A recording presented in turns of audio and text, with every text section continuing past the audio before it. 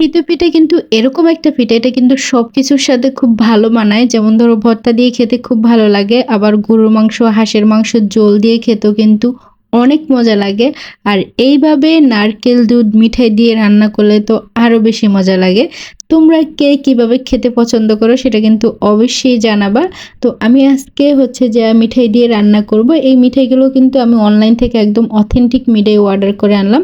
আর এই মিঠাইগুলো কিন্তু আসলেই অনেক ভালো ছিল, অনেক সুন্দর গ্রান ছিল একদম।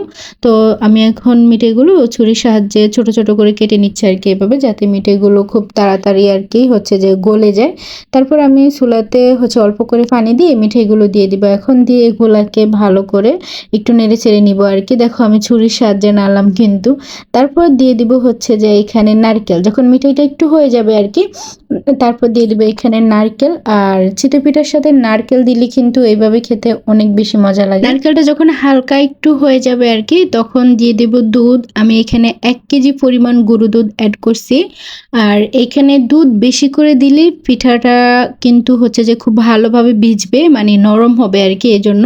তারপর আমি এখন নারকেল আর দুধ সহ হচ্ছে যে একটু নেড়ে ছেড়ে নিব আর কি। যখন এরকম একটা ব্লক চলে আসবে, তখন আমি এক এক করে সবগুলো পিঠে দিয়ে দিব। এখানে চিতই পিঠা কিন্তু দুইভাবে বানানো যায়, এভাবে ছোট করে আবার বড় করে। তো তোমরা যেগুলো নাও কোনো সমস্যা নেই, চিতই পিঠা তো পিঠাই, তাই না? আর এই পিঠা কিন্তু খেতে খুবই মজা। আর হচ্ছে এই পিঠাগুলো কিন্তু আমার শাশুড়ি বাড়ি থেকে আনছে, তো তারপর রান্না করতেছি। এখন আমি পিঠাগুলো দিয়ে হচ্ছে যে বেশি না, 2-3টা উৎরানো দিলেই কিন্তু হয়ে যাবে। এর থেকে বেশি উতরানো লাগবে না, কারণ এই পিঠাগুলো একদিন ওভারনাইট যদি রেখে দিতে পারো, তাহলে কিন্তু পিঠাগুলোর ভিতরে একদম নারকেল, তারপরে দুধ যাবে, আর খেতেও কিন্তু অনেকটা জুসি হবে। এই যে আমি বিকালবেলা রান্না করে তারপরে সারা রাতের জন্য রেখে দিলাম। এইভাবে গরম গরমও খাওয়া যায়, কোনো সমস্যা নেই। আর পিঠাগুলো ফুলে দেখো কত সুন্দর হয়েছে, আর খেতেও কিন্তু মাশাল্লাহ অনেক মজা হয়েছে। আর দেখো কালারটা কি সুন্দর আসছে, মিঠাই দিয়ে রান্না করাতে এরকম লাল লাল কালার চলে আসছে।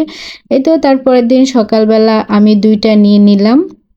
তারপর খাওয়ার পালা। আর খেতে কিন্তু দেখো কতটা নরম হয়েছে, তোমরা এই দেখো খালি চামচ দিয়ে ধরলেই ভেঙে যাচ্ছে, কারণ এর ভিতরে দুধ সবকিছু ভালোভাবে গেছে। আল্লাহ হাফিজ সবাইকে।